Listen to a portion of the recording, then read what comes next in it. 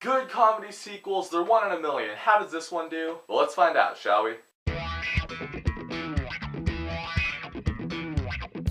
Anchorman 2, The Legend Continues. So about 9 years ago, we got Anchorman, The Legend of Ron Burgundy. Everyone loved it. It's gone down as like one of the greatest comedy movies ever made. And yeah, it's a really funny movie. I enjoy it. It's pretty awesome. Definitely a very quotable movie for sure. Sex Panther.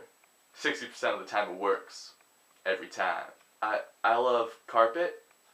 I love desk.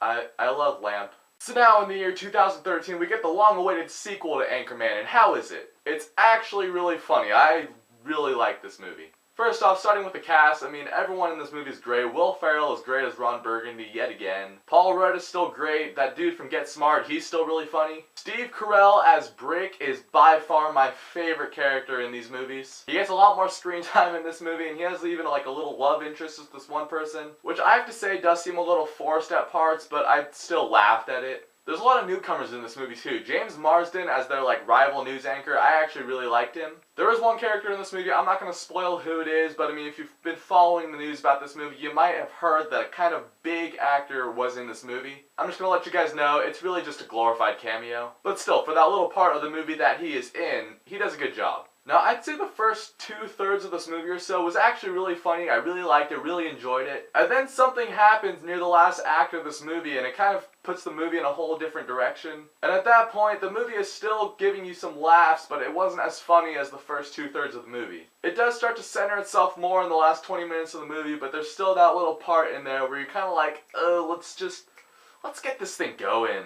The ending of this movie though, you guys know the scene from the first Anchorman where there was just a bajillion cameos? There's another scene very similar to that with even a bajillion more cameos, and it was awesome. I was laughing my face off through that entire scene. I thought it was great. And I also like how this movie touched on where news has gone in recent years. I mean, you see it all the time on TV and everything. The news doesn't really focus on the actual news. They focus on what people want to hear. Because, I mean, people want to hear more about how many puppies got rescued from a homeless shelter rather than who's making peace in the Middle East and all of that. And the news really shouldn't be about that stuff. It should be about the big stuff, the important stuff that's going to change history. And I like how that movie addressed that to an absurdly funny degree. Anchorman 2 is the rare case of a comedy sequel that actually worked. I mean, when you think about it, there's not that many out there. There was like the Austin Powers sequels, and then like, what else after that? Yeah, and now we have Anchorman 2, and it is great. So I'm going to give Anchorman 2, The Legend Continues, a B+. I really thought it was funny, I enjoyed it, I had a good time with it. It's definitely my favorite comedy of the year, and I just realized I actually haven't reviewed a lot of the comedies that I saw this year. I did see Despicable Me 2 and The World's End, both really funny movies.